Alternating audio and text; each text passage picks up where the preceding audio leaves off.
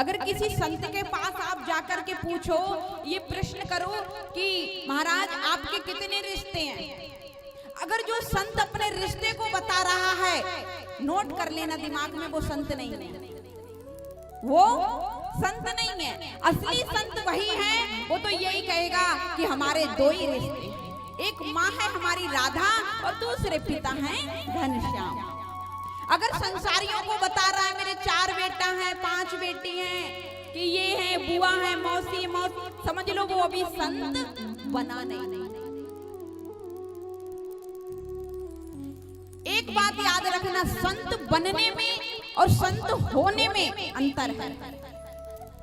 संत बनने में और संत होने में अंतर है।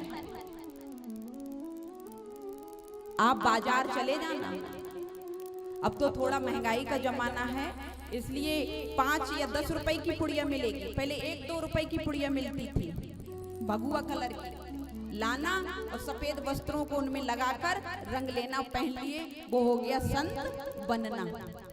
क्या हो गया? संत बन गए। सबकी नजर में भैया संत बन गए। लेकिन संत होना, जिसने अपने जीवन का संतुलन साध लिया है, वही असली संत है। जिसने भगवान से चरणों में प्रेम कर लिया है, वही असली संत है। जो संसार के रिश्ते को बखान करता है, वो असली संत नहीं है। एक संत एक नदी के किनारे बैठे थे। एक सज्जन व्यक्ति ने जाकर के पूछा कि बाबा कैसे बैठे हो इस नदी के किनारे? बोले हम पार जाना चाह रहे हैं। बोले या में कौन सी बड़ी बात है, अरे नदी को पार करके जाना पड़ेगा, नदी को पार करो, उतर जाओ। कब तक बैठे रहोगे? संत कहने लगे मैं ये सोच रहा हूँ कि नदी का सारा पानी निकल जाए, तब जाकर के मैं नदी को पार करूं।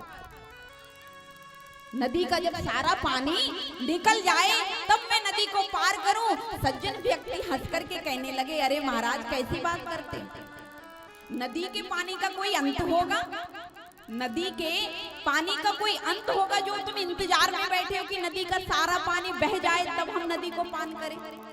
ना तो नदी का सारा पानी बह पाएगा और तुम ना नदी को पार कर पाओगे।